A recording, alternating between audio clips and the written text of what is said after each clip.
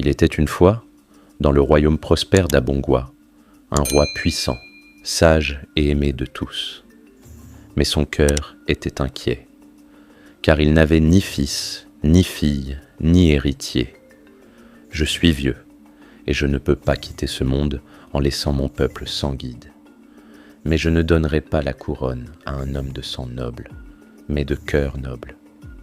Mon successeur ne sera pas choisi par la naissance, mais par la grandeur de l'âme. Le roi convoqua tout le royaume. Un appel fut lancé. Tous les jeunes hommes, de toute caste, de tout milieu, sont appelés à se présenter au palais. 3 épreuves les attendent. Celui qui prouvera sa sagesse, son courage et sa compassion deviendra le futur roi. Les routes furent remplies de jeunes seigneurs, de fils de marchands, d'enfants, de guerriers, tous habillés richement, tous certains de leur victoire. Mais au fond de cette foule se tenait un enfant mince, aux vêtements usés, pieds nus. Son nom était Lando, fils d'un mendiant.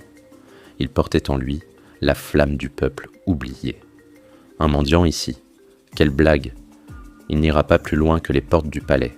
Première épreuve, la forêt des illusions. Entrez dans la forêt, ressortissez avec la vérité. Ne croyez pas ce que voyaient vos yeux, croyez ce que ressent votre âme. Les fils de nobles partirent avec leurs cartes, leurs lames, leurs guides. Mais ils furent trompés par les mirages. Certains virent des richesses, d'autres des ennemis invisibles. Tous s'égarent. Lando, lui, marche seul.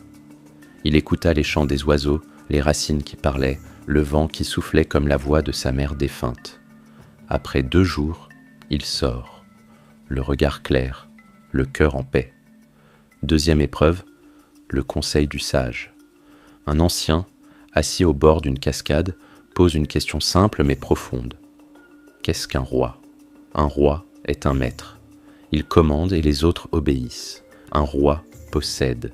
Il distribue les richesses et les lois. Un roi est un père. Il veille. Il souffre avec son peuple. Il se réjouit de leur joie. Il marche avec eux.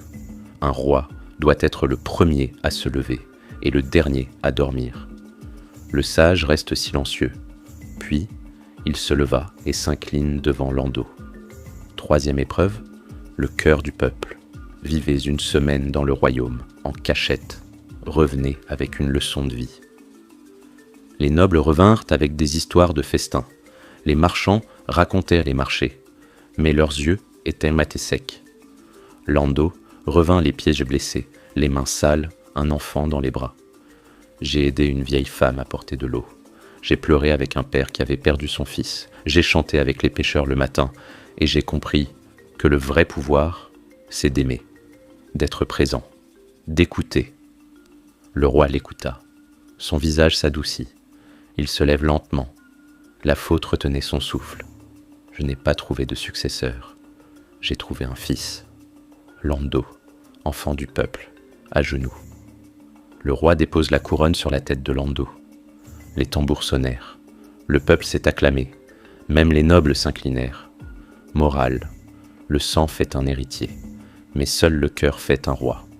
Si vous avez aimé, abonnez-vous, likez et activez la cloche de notification pour ne pas manquer les prochaines vidéos.